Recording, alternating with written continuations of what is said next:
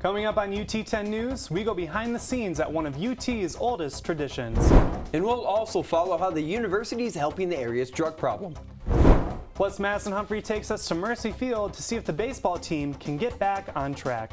Your news in 10 minutes starts now. Thanks for joining us. I'm Ryan Kiesecker. And I'm Andrew Kirsten. This past Saturday, UT's organizations sang and danced to help raise money for a good cause. Reporter Courtney Steck has the scoop on the preparation and the event itself. Songfest is UT's second oldest tradition where men, women, and co-ed groups compete for that first place trophy. The organizations devote over 2 months of their spare time to practicing for the event. It's a struggle, but it's also fun at the same time. It's really cool to see how the brothers progress. I'm honestly most excited for the girls who've never done it before.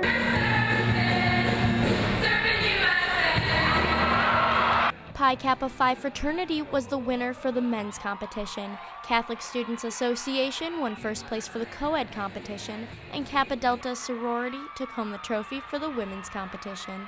This year's Songfest philanthropy was Hut Outreach, a volunteer organization that helps the people of Haiti. Hut Outreach provides nutrition with school lunches, education with elementary schools that are free to the communities they serve, and health care. Over $18,000 was raised for Hut Outreach. This is Courtney Steck with UT10 News. From tennis to baseball, UT student athletes are raising more than just points scored. That's right, Andrew. Student athletes have volunteered numerous hours of their time around the local community. Reporter Sydney Edwards joins us. So, Sydney, how many hours of their time have they donated? Ryan, our student athletes have donated nearly 2,500 hours of community service this year. Between hectic game schedules and training for the next season, UT student athletes can be found giving back to a community they represent every day. Some ways they contribute their time include fundraising at local venues, playing at the Boys and Girls Club, and helping repair damaged buildings. Graduate assistant Alaska Richardson is tasked with setting up these service events with the athletes. So for them to even, try to get out there even on weekends when they're not doing anything, they're taking out the time where they could be resting or doing homework. So you see a lot of effort from the athletes trying to get out there and give back as much as possible. The next community service events our student athletes will be attending will be with Sunshine Community and their metro parks. I'm Sydney Edwards for UT10 News. Back to you, Ryan. A local hospital is joining the fight against UT's drug epidemic. With drug overdoses on the rise, UTMC responded by opening the area's first hospital detox unit last week. This facility is designed to help those withdrawing from drugs or alcohol. The unit holds 16 beds where patients go through a 3 to 5 day detox with help from various doctors. Detox is the first step, is the first few days when you can go off the drugs, but then there is a long recovery process. Following treatment, patients are referred to local facilities to complete recovery. Any cases are accepted in the unit with a valid medical referral. African American women shined bright last Tuesday.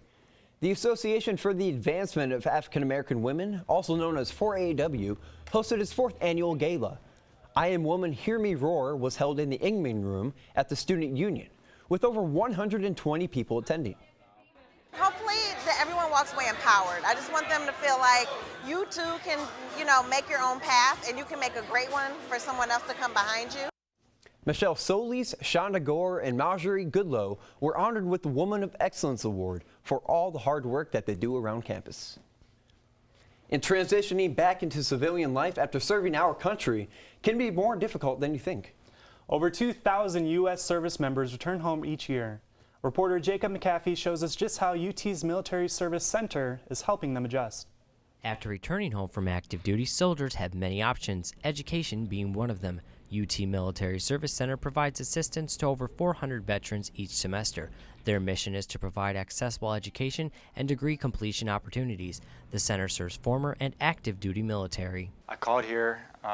They told me exactly what I needed to do to get my benefits, to get registered for classes, financial aid, the whole 9 yards. The university also provides benefits for soldiers, such as free parking and a dedicated veterans lounge and study area. UT has also been recognized as one of the best for vets colleges according to Military Times. With a little bit of work and some support from our office and others across the campus community, I'm confident that they will have a successful transition from military service to the classroom and then beyond. For more information, you can visit our webpage at ut10news.com. Reporting from the Military Service Center, I'm Jacob McAfee for UT10 News. Students took to the dance floor to showcase their fraternity's dance moves Friday night. The men of Alpha Phi Alpha Fraternity Incorporated hosted Stroll Till Dawn in the Student Union. All 9 UT Panhellenic chapters and 1 from Bowling Green were able to showcase their organizations. It gave us the opportunity to have a platform and just to give a little quick information on our organization without it being too intimidating. After their formal presentations, the dance floor opened for everyone to stroll until dawn.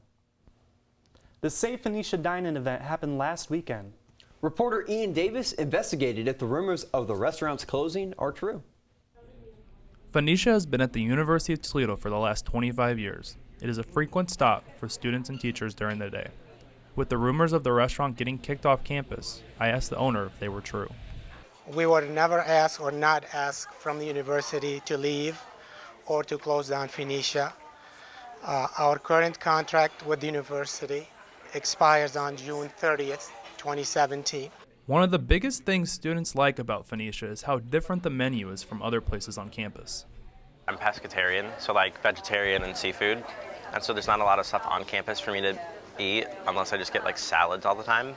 But like here they have like lots of fish options. As the rumors went around campus, many students and also teachers flooded to the event, looking to get their favorite meal at least one last time. I'm Ian Davis for UT10 News.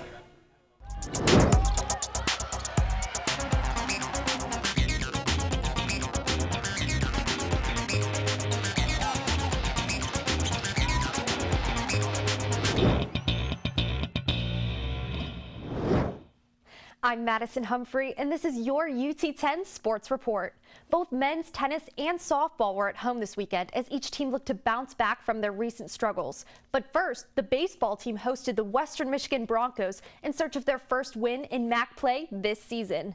It was Stephen Calhoun who fired up the Rockets in the first game of the series. The senior pitched a gem for UT, going 8 scoreless innings while only allowing 4 hits.